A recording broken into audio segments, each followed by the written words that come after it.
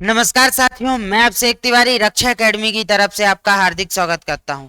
रक्षा academy द्वारा एक नई सीरीज जिसमें मध्य प्रदेश के स्वतंत्रता आंदोलन से जुड़े विभिन्न पहलुओं के बारे में बात की जाएगी और चर्चा की जाएगी कि क्यों हुआ, आखिर क्यों स्वतंत्रता आंदोलन की जरूरत पड़ी, किस प्रकार से स्वतंत्रता आंदोलन हुए, खासकर मध्य प्रदेश में क्या क्या उसके कारण थे। इन सभी बातों के बारे में आज हम जानेंगे और समझेंगे कि ये क्यों हुए थे।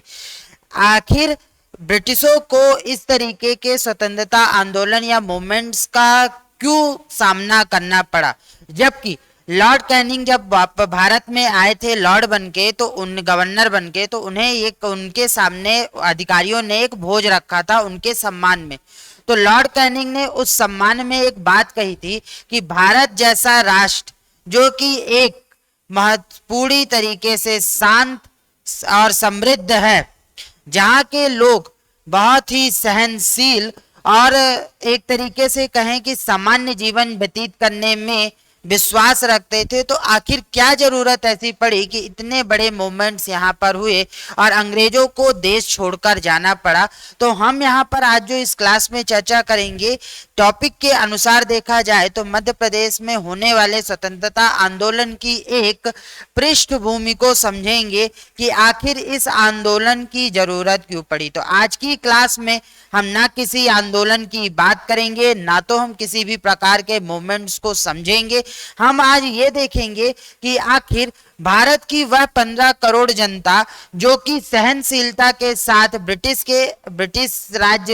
के शासन अंतर्गत सुख चैन से जी रही थी, खुशी थी, उसे जो भी मिल रहा था वो उसमें खुश थी।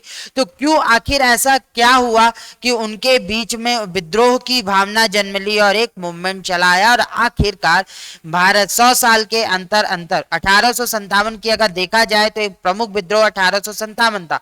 उसी के बाद 1947 में भारत को क्या मिल गई, आजादी मिल गई और भारत के साथ साथ मध्य प्रदेश को भी ब्रिटिशों से छुटकारा मिल गया। तो ऐसे क्या कारण हुए, क्यों हुए, किस लिए हुए, इस क्लास में हम उन्हीं को जानेंगे। ये क्लास आपके लिए महत्वपूर्ण इसलिए है क्योंकि इस क्लास में मैं समझता हूं कि इस दृष्टिकोण से अभी तक आपने मध्य प्रदेश के बच्चों को किसी ने नहीं समझाया होगा, ना बताया होगा, ना बोला होगा। तो हमारी एक पहल है कि हम 10 क्लासेस लेकर आएंगे। इन 10 क्लासेस में डेली एक क्लास आएगी। उस क्लास में आपको क्या करना है, समझते चलना है। और ये टॉपिक आपके प्री में भी है और मेंस में भी है। तो जहां पर प्री के फैक्ट्स होंगे वहां पे प्री की बात करेंगे, जहां पर मेंस के एनालिटिकल रीजन्स होंगे वहां पर हम उस एनालिटिकल रीजन को या एनालिसिस को बात करेंगे। प्रश्नों के उत्तर भी देखेंगे कि किस प्रकार से इनमें प्रश्न बन सकते हैं। तो अगर आपको यह क्लास पसंद आती है तो आप अंत तक इस क्लास को देखिए, चैनल को सब्सक्राइब कीजिए और इसके नोट्स के लिए आपको सिर्फ एक काम करना है, रक्षा एकेडमी का टेलीग्राम चैनल ज्वाइन करना है, बाकी आपको कुछ नहीं करना है। तो चलते हैं, क्लास को शुरू करते हैं। तो क्लास को शुरू करने से पहले हम एक बात करते हैं कि जब लॉर्ड केनिंग को अधिकारियों ने भोज दिया तो लॉर्ड केनिंग ने अपने भोज के भाषण में कुछ बातें कही। उन बातों को पहले समझते हैं, उसके बाद हम आगे बढ़ते हैं। तो लॉर्ड कैनिंग ने जब आपके वो कहीं भोज दिया तो उसने ये कहते हुए कहा कि एक धन्य धान्य पूर्ण देश में 15 करोड़ की जनता जो रहती है, उस 15 करोड़ की जनता शांति और संतोष के साथ विदेशियों के अंतर्गत शासन करना पसंद कर रही है, रह रही है सहनशीलता के साथ। उसमें अत्याचार जो हम शोषण उनके साथ कर रहे हैं उसको वो प्रमुखता से उजागर नहीं कर रही है, विद्रोह की भावना नहीं आ रही है। लेकिन उन्होंने साथ में ये भी कहा था कि ये तूफान के बाद आने वाली, तूफान के पहले आने वाली एक शांति का सूचक है कि ये जितनी शांति से जनसंख्या, ये जो 15 करोड़ के लोग रह रहे हैं, हो सकता है कि किसी दिन ये अपने भावनाओं से जागे और उन भावनाओं से जागने के बाद ये विद्रोह करें, और जब यह विद्रोह करें तो हमें इन्हें संभालना मुश्किल हो जाए। तो यह बात उन्होंने अपने भोज में कही थी, भाषण में कहा था और बाद में यही साबित भी हुआ। उन्होंने जो कहा था, जो अनुमान लगाया था अपने अनुभव से, उस अनुभव के अनुमान के आधार पर बाद में यह साबित भी हुआ कि हम उन्हें एक 1857 और 1857 की क्रांति के पहले 1818, 1848 इनमें प्रमुख रूप से बुंदेला विद्रोहों, भील विद्रोहों को मध्य प्रदेश में सामना करना पड़ा। तो आज हम इन भील विद्रोह, बुंदेला विद्रोह, 1857 की क्रांति, असहयोग आंदोलन, झंडा आंदोलन, जितने भी आंदोलन है, इनके पहले क्यों, क्या और किस लिए इस कारणों की जरूरत पड़ी, इनके उठने की, ये विद्रोह होने के कारण बते, उनकी एक पृष्ठभूमि को आज की क्लास में समझेंगे। और इस पृष्ठभूमि से एक महत्वपूर्ण प्रश्न आपके अपने उसमें आता है, जिसके बारे में हमें जान लेना है। क्या होता है वह महत्वपूर्ण प्रश्न, क्या है? पहले हम प्रश्न को समझ लेते हैं, क्योंकि जब तक हमें वह प्रश्न समझ में नहीं आएगा तब तक हम क्या कर सकते हैं, ना तो हम इन टॉपिक को या इस चीज को समझ पाएंगे, ना तो हम हल कर पाएंगे। तो प्रश्न क्या बन सकता है कि मध्य प्रदेश में राष्ट्रवाद के उद्भव व विकास पर प्रकाश डालिए, कि मध्य प्रदेश में जो राष्ट्रवाद या राष्ट्र की भावना का उद्भव हुआ और विकास हुआ, उसमें प्रकाश डालिए, उसका विकास बताइए कि क्यों हुआ था, किस लिए हुआ था। तो आज की क्लास में हम इसी प्रश्न के बारे में चर्चा करेंगे। इसी प्रश्न के उत्तर को विभिन्न डायमेंशंस में समझेंगे और फिर आप उसको समझने के बाद उत्तर लिखकर रक्षा एकेडमी के टेलीग्राम चैनल पर या पर्सनल शेयर कर सकते हैं। वहां पर हम इस पर बात करेंगे कि आपने सही लिखा है या गलत लिखा है। तो चलते हैं अपनी क्लास की तरफ, और क्लास पे चलने के बाद हम सीधे आते हैं अपने पहले पॉइंट पे कि पृष्ठभूमि या परिचय, इस क्लास का परिचय देखते हैं। और जब तक मैं इस पहली स्लाइड्स पे आ रहा हूं तब तक आप चैनल को सब्सक्राइब कर लीजिए। वीडियो को अगर पसंद आए तो लाइक भी कीजिएगा। क्यों? क्योंकि बाद में आपको इसी के आगे की 10 क्लासेस इसी चैनल द्वारा प्रोवाइड की जाएंगी। तो चलते हैं। पहला आपका आता है परिचय। परिचय क्या कहता है? परिचय आपसे ये कहता है कि प्रारंभ में अंग्रेज व्यापारी बनकर आए थे, किंतु उन्होंने भारत को सामाजिक, आर्थिक व राजनीतिक रूप से कमजोर कर अपना उपनिवेश बना लिया। इस लाइन का मतलब क्या है? जब अंग्रेज आए थे तो अंग्रेजों ने आकर क्या किया था? अंग्रेजों ने आकर मुगलों के दरबार में जाकर, सबसे पहले वो अकबर के समय आए, अकबर ने मना कर दिया। फिर शाहजहां के समय आए, शाहजहां ने भी सिर्फ वो दे दिया कि आप व्यापार करो पर आपको टैक्स देना पड़ेगा। लेकिन जहांगीर के समय आए तो जहांगीर के समय उन्होंने कुछ ऐसा किया कि उन्हें एक पर्टिकुलर क्षेत्र मिल गया, और धीरे धीरे जब उस क्षेत्र में रहकर वो व्यापार करने लगे तो उन्होंने वहां के सामाजिक दर्शन को समझा कि सामाजिक रूप से भारत कैसा है। जब उन्होंने सामाजिक रूप से समझा तो उन्होंने देखा कि यहाँ पे एक व्यक्ति दूसरे व्यक्ति के साथ ज्यादा सहानुभूति से नहीं रखता, मतलब वैमनस्य, और वो है, और एक राजा दूसरे राजा से सत्ता, अपने शासन क्षेत्र को बढ़ाने के लिए युद्ध करता है और जीतने की कोशिश करता है। और कूटनीति, तो उन्होंने भी इसका फायदा उठाने की कोशिश की और धीरे धीरे वो एक राजा के साथ मिलकर दूसरे राजा से मिलकर तीसरे राजा, और धीरे धीरे उन्होंने क्या किया? भारत को कब्जे में लेना शुरू किया और अपनी सैन्य शक्ति का विस्तार करने लगे। एक व्यापारी जो कि व्यापार करने के उद्देश्य से आया था, धन लाभ करने के उद्देश्य से आया था, वह व्यक्ति यहाँ के सामाजिक दर्शन को समझते हुए यहाँ पर सैन्य का विस्तार करने लगता है, और अब वह यहाँ पे व्यापार करने की जगह शासन करने की सपने देखने लगता है। और जब वह यह सपने देखने लगता है तो कहा जाता है हमारे हिंदू में कि साम दाम दंड भेद। जब आप किसी चीज को पूरी शिद्दत से चाहो तो आपको साम दाम दंड भेद सब कुछ लगाना पड़ता है। उदाहरण के रूप में यदि आपको एमपीपीएससी में सिलेक्ट होना है तो आपको साम दाम दंड भेद जितनी भी तरीके हैं सारे लगाने पड़ेंगे, और तभी आप सिलेक्ट हो सकते हो, आप अपने सपने को पूरा कर सकते हो। तो उसी तरीके से एक अंग्रेज जो व्यापारी बनकर आए थे, यहाँ की परिस्थितियों का जायजा लेने के बाद, खासकर सामाजिक राजनीतिक परिस्थितियों का जायजा लिया, आर्थिक रूप से उन्होंने देखा कि यह भारत बहुत समृद्ध है, यहाँ की जमीन बहुत उपजाऊ है, चीजें यहाँ से हमें मिलेगी। भारत को सोने की चिड़िया क्यों कहा जाता है? यहाँ पर सोने की खदान नहीं थी, यहाँ पे चीजें नहीं थी, यहाँ पर क्या था?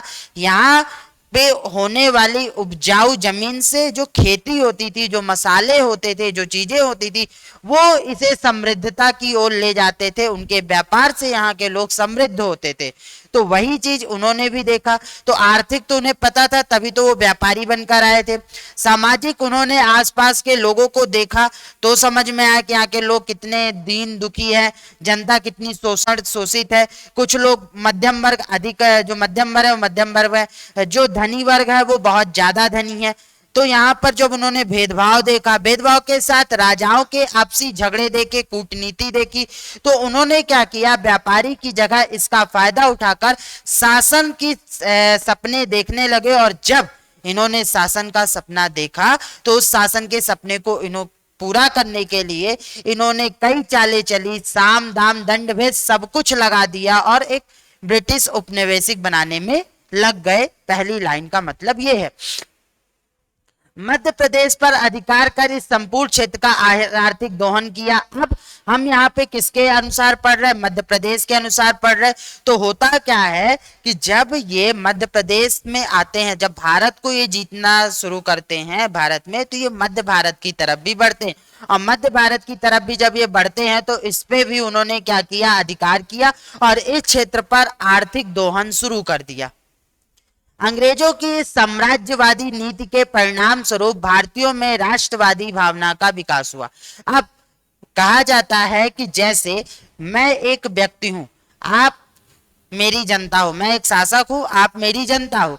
अब मैं क्या करूं, मैं अपने फायदे के लिए आपके सुख दुख बाकी चीजों को नहीं जानूं।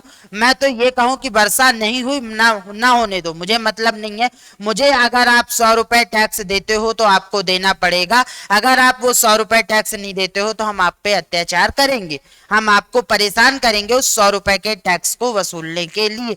तो जब इस तरीके से उन्होंने आर्थिक दोहन शुरू किया, शोषणकारी नीतियों को अपनाया, तो जब भी मैं आपके खिलाफ शोषणकारी नीतियों को अपनाऊंगा तो आप विद्रोही होगे, आप विरोध करना शुरू करोगे। और जब आपके अंदर विरोध करने की भावना का जन्म होगा तो आप एक विद्रोही बनोगे।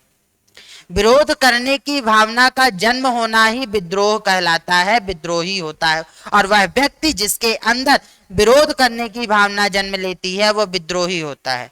तो यहाँ पर वही राष्ट्रवादी भावना की कि हम एक राष्ट्र के आसपास के लोग हैं, अगर हम एकजुट हो जाएं तो इनके खिलाफ हम खड़े हो सकते हैं, इस भावना का धीरे धीरे विकास होना शुरू हो गया, जो समय समय पर अनेक विद्रोहों के रूप में देखने को मिलता है। मध्य प्रदेश भी इसमें पीछे नहीं रहा।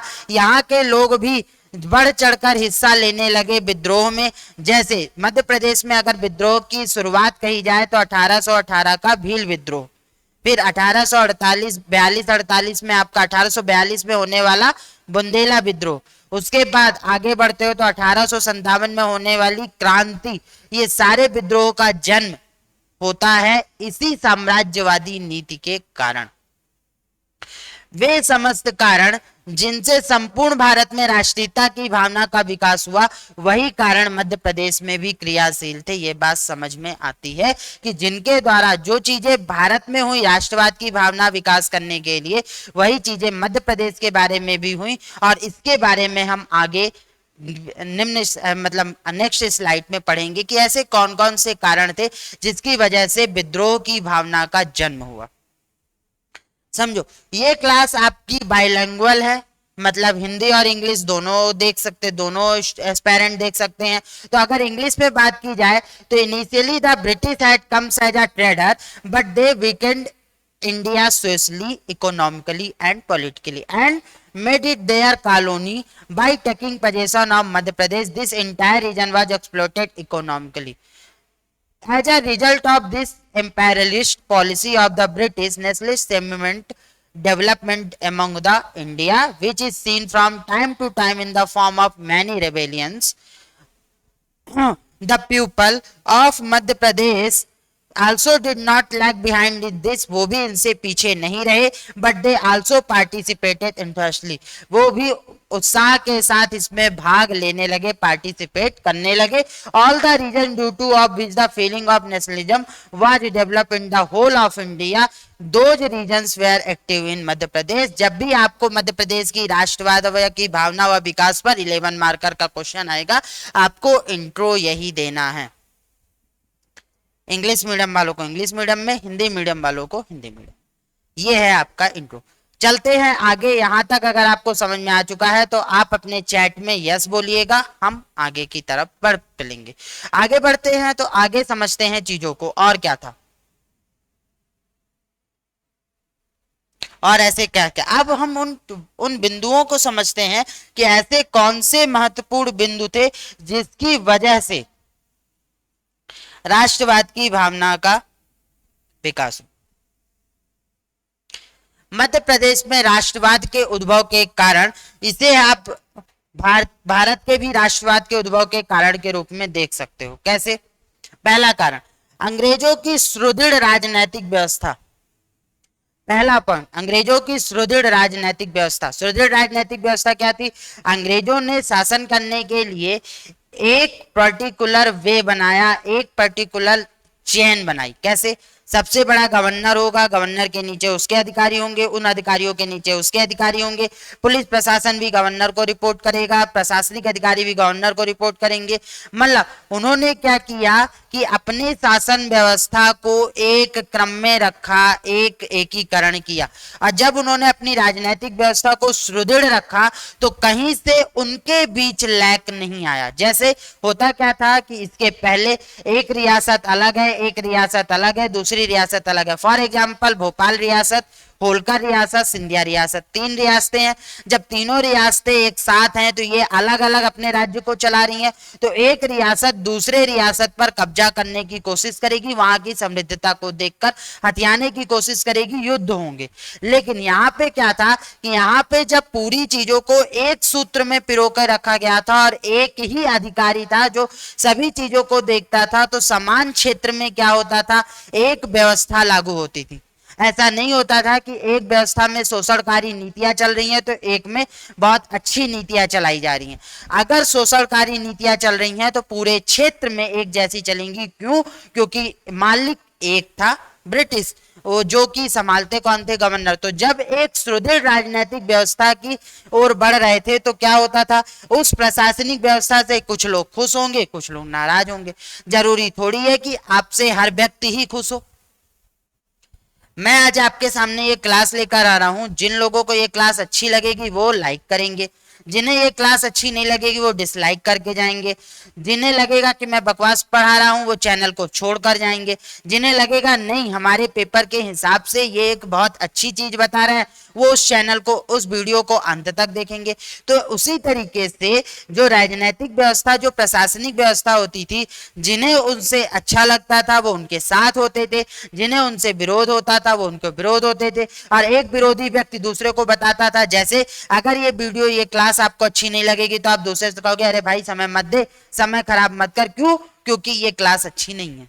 तो एक से दूसरे, दूसरे से तीसरे, जब भावनाओं का आदान प्रदान होने लगता है तो चीजें आपके विरोध में जाने लगती हैं। अगर ये क्लास अच्छी लगेगी आपको तो आप दूसरे से क्या बोलोगे, यार वो अब से एक सर रक्षा अकेडमी में अच्छा पढ़ा रहे थे, तू जाके देख ले, तेरा वो हो जाएगा।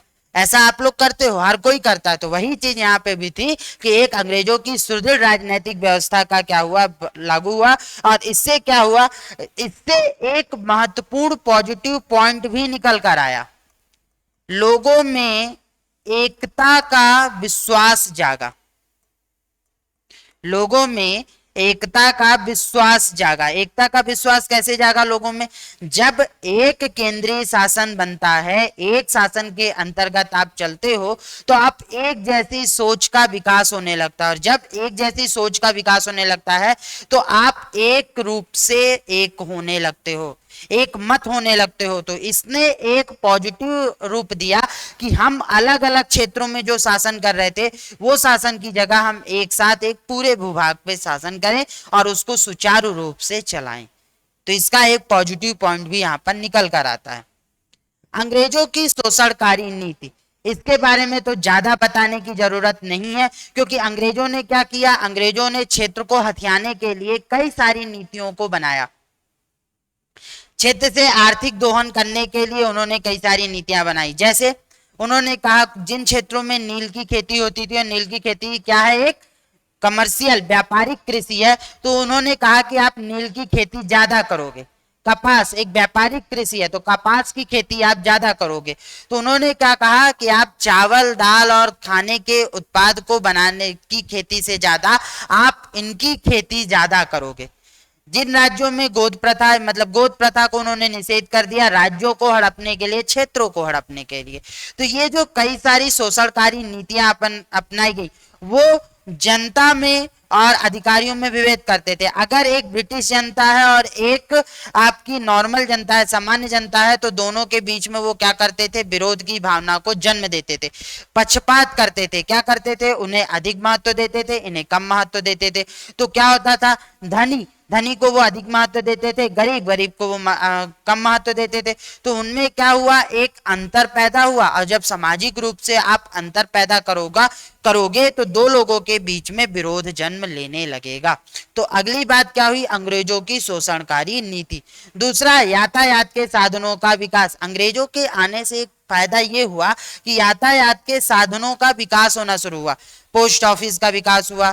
जो एक व्यक्ति जब एक जगह विद्रोह होता था तो उस विद्रोह की बात दूसरी जगह तक नहीं पहुंच पाती थी, या हम दूसरे तक नहीं पहुंचा पाते थे। तो जब इन्होंने पत्र पत्रिकाओं का विकास किया, इन्होंने ट्रेन का विकास किया, गाड़ी का विकास किया, तो यातायात के साधन जब विकास होने लगे तो एक व्यक्ति द्वारा के विचार दूसरी जगह पहुंचने लगे। मान लो कांग्रेस ने एक जगह मीटिंग ली, मान लो पुणे में मीटिंग ली। अब उस पुणे की मीटिंग में जो उन्होंने फैसला लिया है, वो फैसला उस व्यक्ति, वहां पे शामिल व्यक्ति अलग अलग क्षेत्र से आए थे, वो अपने अपने क्षेत्रों में जाकर मीटिंग लेते हैं। तो क्या हुआ, एक बात जो एक क्षेत्र में पता होनी चाहिए थी, अब संपूर्ण लोगों को पता है। और जब वह संपूर्ण लोगों को पता होगी तो उससे फायदा क्या होगा, विचारों का आदान प्रदान होगा। और जब विचारों का आदान प्रदान होगा तो राष्ट्रीयता की भावना का विकास होगा। अंग्रेजी भाषा और शिक्षा का प्रसार। दूसरी बात, अंग्रेजों ने एक ध्यान क्या दिया, उन्होंने अंग्रेजी भाषा को प्रसारित करना शुरू किया। हम जब किसी की भाषा को नहीं जानते तो उसकी भावनाओं को हम नहीं समझ सकते, उसके मन को या उसके द्वारा होने वाली चीजों या जो वो चलाना चाहता है, जो करना चाहता है, उसे नहीं समझ सकते। जैसे मैं हिंदी में पढ़ा रहा हूं, आप समझ सकते हो, लेकिन यदि मैं यहाँ पर इंग्लिश में इन पॉइंट्स को नहीं लिखूं तो आप कहीं ना कहीं इन पॉइंट्स के अर्थ को नहीं समझ पाओगे। लेकिन यदि मैं इनके पॉइंट्स को इंग्लिश में भी लिख दूं तो आपको यहाँ का मतलब यहाँ पर समझ में आ जाएगा। तो हिंदी और इंग्लिश में यह अंतर होगा। तो अंग्रेजी भाषा का प्रसार शुरू हुआ, और अंग्रेजी भाषा के साथ साथ शिक्षा का भी प्रसार हुआ। जब लोग शिक्षित होने लगते हैं तो उनमें एक समझ विकसित होने लगती है, उन्हें सही गलत का अंतर पता होने लगता है। जो अंतर आपको अनुभव के बाद आता है, वो अंतर यहाँ पे पढ़ाई के साथ आ जाता है। क्यों? क्योंकि आप दूसरों के अनुभव से सीखना शुरू कर देते हो, और जब आप दूसरों के अनुभव से सीखना शुरू कर देते हो तो आप आगे बढ़ने लगते हो। जैसे आज आप जो टॉपिक मैं आपको पढ़ा रहा हूं, या रक्षा एकेडमी के टीचर्स द्वारा जो टॉपिक आपको पढ़ाए जाते हैं, अगर वो टॉपिक आपको नहीं पढ़ाए जाए तो आपको उन्हें खुद से पढ़ना पड़ेगा।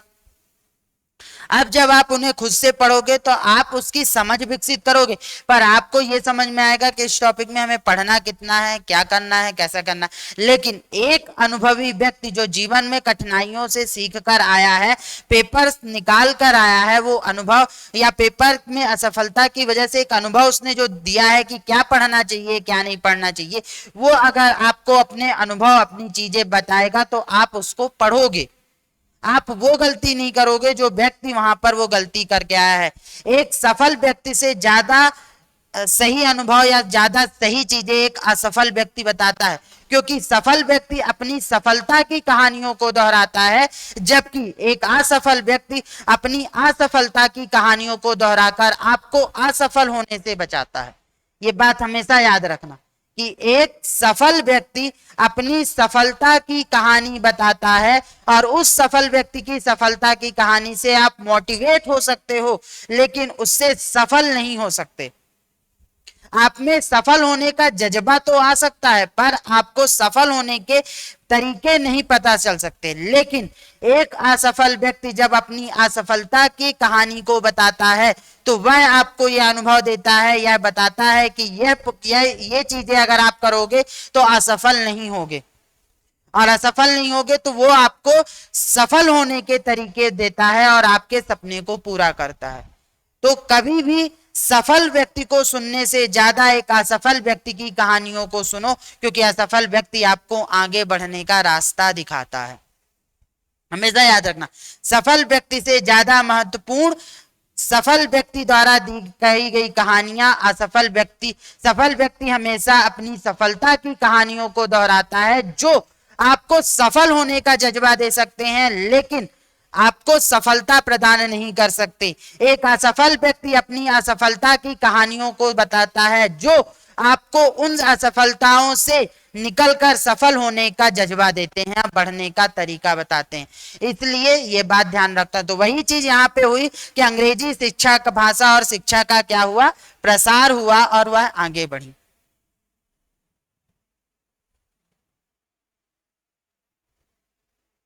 अंतरराष्ट्रीय घटनाक्रम, उस समय कई सारे ऐसे घटनाक्रम चल रहे थे जैसे द्वितीय विश्व युद्ध, एक देश से दूसरे देश, यूरोपीय कंट्री ही आपस में झगड़ने लगी थी, अमेरिका को आजादी मिल चुकी थी 1700 के समय। तो ये जो ब्रिटिश घटनाक्रम, अंतरराष्ट्रीय घटनाक्रम हो रहे थे, तो जब आपको शिक्षा का प्रसार होने लगा तो ये बातें लोगों ने पढ़ी और जानी, विचारों का आदान प्रदान होने लगा, तो ये बातें उन्होंने पढ़ी और समझी। और जब यह बातें उन्होंने पढ़ी और समझी तो उनमें भी आया कि क्यों ना हम ब्रिटिश को भी भगा सकते हैं और अपने देश में एक संपूर्ण अपना शासन कर सकते हैं, हम किसी की गुलामी क्यों करें। वही चीज आई। फिर बौद्धिक पुनर्जागरण। बौद्धिक पुनर्जागरण क्या हुआ, कई सारे ऐसे महानुभाव आए जिन्होंने लोगों को सही और गलत का फर्क समझाना शुरू किया, उनकी बौद्धिक विकास को बढ़ावा दिया। जो विकास एक टीचर या एक गुरु द्वारा दिया जाता है, उस विकास को बढ़ाने का कार्य किया वहां के महानुभावों ने, और बौद्धिक पुनर्जागरण होने लगा। और बौद्धिक पुनर्जागरण हुआ विचारों इन सारे पॉइंट्स की वजह से, और इसकी वजह से राष्ट्रवाद की भावना जन्म लेना शुरू हो चुकी थी। पर थी तो वो शिशु अवस्था में ही, शैशव अवस्था में ही थी। क्यों शैशव अवस्था में थी, क्योंकि धीरे धीरे ही वह आगे बढ़ सकती है, एक साथ आगे नहीं बढ़ सकती है। उसके बाद साहित्य का विकास। साहित्य का विकास क्या हुआ, साहित्य के विकास के साथ साथ समाचार पत्र पत्रिकाओं का योगदान। समाचार पत्र पत्रिका, जब साहित्य का विकास होने लगा तो जो एक व्यक्ति साहित्य रूप से लिखता था, पढ़ता था, अब वह विचार दूसरे लोगों तक जाने लगे। कई सारी राष्ट्र प्रेम से ओतप्रोत, राष्ट्र भावना से ओतप्रोत कविताओं का विकास हुआ, कहानियों का विकास हुआ, और वो कविताएं इतनी महत्वपूर्ण और इतनी मतलब अंदर तक हिला देने वाली कविताएं थी, जो कि लोगों को ले जाकर, लोगों के सामने जाकर उनमें एक देश भावना की को ओतप्रोत किया, बढ़ाया, देश की भावना को बढ़ाया। और जब उन्होंने देश की भावना को बढ़ाया तो वहां से भी क्या हुआ कि राष्ट्रवाद की भावना होने लगी। अंग्रेजों का व्यापारिक हित। अंग्रेजों का व्यापारिक हित क्या था कि अंग्रेज सबसे ज्यादा यहाँ पर शासन क्यों कर रहे थे, यहाँ पे उनका शासन करने का एक पहला उद्देश्य यह था कि यदि हम किसी राजा के अंतर्गत शासन करेंगे तो उसे हमें टैक्स देना पड़ेगा। तो उन्होंने टैक्स बचाने के लिए क्षेत्र को जीतना शुरू किया, जिससे वो राजा को टैक्स न देकर लोगों से टैक्स वसूल सके, तो वो भी इनकम हुई। दूसरी बात, उन्होंने क्या किया, विदेशों से लाई हुई चीजें लोगों को बेचना शुरू की और यहाँ की चीजें ले जाकर विदेशों में बेचना शुरू की। मतलब उन्होंने क्या किया कि अगर वो यहाँ से 10 रुपए की चीज खरीदते हैं, अगर वो इंडिया से 10 रुपए की चीज खरीदते हैं तो वो ब्रिटेन में ले जाकर उसे 50 रुपए में बेचते हैं। यहाँ ना उन्हें टैक्स देना पड़ रहा है ना यहाँ को, तो ये क्या हुआ, 40 रुपए का फायदा हुआ। पर एक इंडियन को तो 10 ही रुपए का फायदा हुआ ना, और जिस इंडियन ने इस वस्तु को बेचा उसे टैक्स भी देना पड़ा, तो पहला व्यापारिक हित हुआ। दूसरी बात, यहाँ से अगर वो कोई वस्तु 50 रुपए की लेकर आ रहे हैं तो यहाँ वो बेच रहे हैं 100 रुपए में, तो सीधे सीधे 50 रुपए का मुनाफा। तो ये जो व्यापारिक हित हैं, इनके बारे में भी जब धीरे धीरे लोगों में जागरूकता फैली तो इसकी वजह से भी विरोध होना संभव था। अंग्रेज अधिकारियों का भारतीयों के साथ विरोध। अंग्रेज अधिकारियों का भारतीयों के साथ विरोध किस प्रकार का था, अंग्रेज अधिकारी भारतीयों को निम्न समझते थे, इवन वो राजाओं को भी निम्न समझते थे, वो सोचते थे अरे ये तो मिट्टी है, कूड़ा कचरा है। वो भारतीयों को कूड़ा कचरा की भांति रखते थे, उनसे अपने टॉयलेट्स, अपने घर की साफ सफाई, और अगर उनसे जरा सी गलती हो जाए तो वो शोषण करते थे, वो महिलाओं का शोषण करते थे, वो व्यापारियों का शोषण करते थे, हर तरीके से वो भारतीयों के साथ एक दुर्व्यवहार की भावना रखते थे। और इस दुर्व्यवहार की भावना की वजह से ही क्या हुआ कि मध्य राष्ट्रवाद के उद्भव होने शुरू हो चुके थे। समाचार पत्र पत्रिकाओं का योगदान, अब समाचार, जो यहाँ पे साहित्य का विकास हुआ वो समाचार पत्र पत्रिकाओं के द्वारा लोगों तक पहुंचना शुरू हुआ। एक जगह की घटना दूसरे जगह पर लोगों को पता चलने लगी। जैसे मान लो दिल्ली में कुछ होता है, दिल्ली में कोई घटना होती है और आपके पास समाज पत्र या पत्रिका या कोई भी ऐसा माध्यम ना हो तो आप दिल्ली की घटनाओं को नहीं जान सकते। लेकिन आज की डेट पे अगर दिल्ली में कोई घटनाएं होती हैं तो वो घटनाएं आपको तुरंत पता चल जाती हैं यहाँ। तो वही चीज यहाँ पर होती है कि जब आपके साथ पत्र पत्रिकाओं का व्यवहार होने लगा, जब आप शिक्षित होने लगे तो आप पत्र पत्रिकाओं को भी पढ़ने लगे, और पत्र पत्रिकाओं को पढ़ने लगे तो आपको एक जगह की घटना दूसरी जगह मिलने लगी और बातें फैलने लगी, तो राष्ट्रवाद की भावना पता चलने लगी।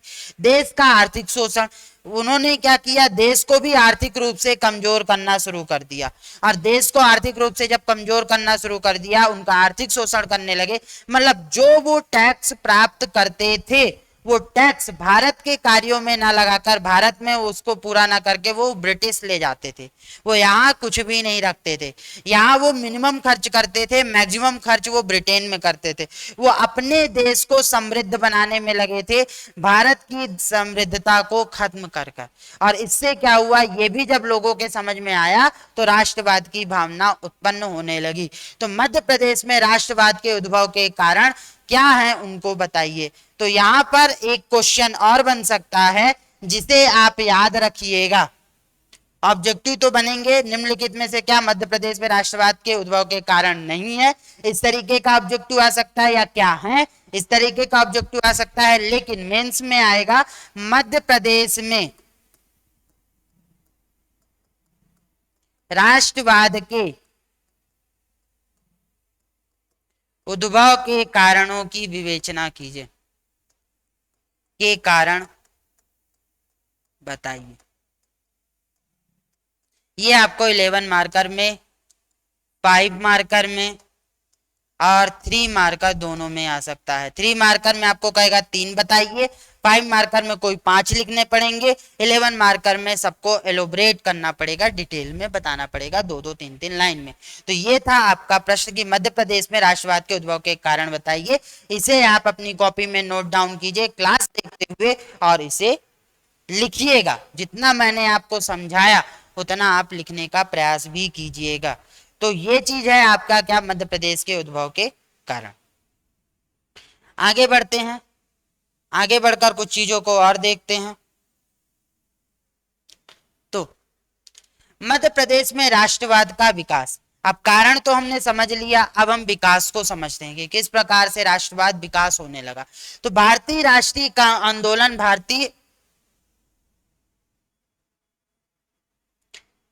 भारतीय राष्ट्रीय आंदोलन भारतीय इतिहास में लंबे समय तक चलने वाला एक प्रमुख आंदोलन 1857 का राष्ट्रीय आंदोलन था।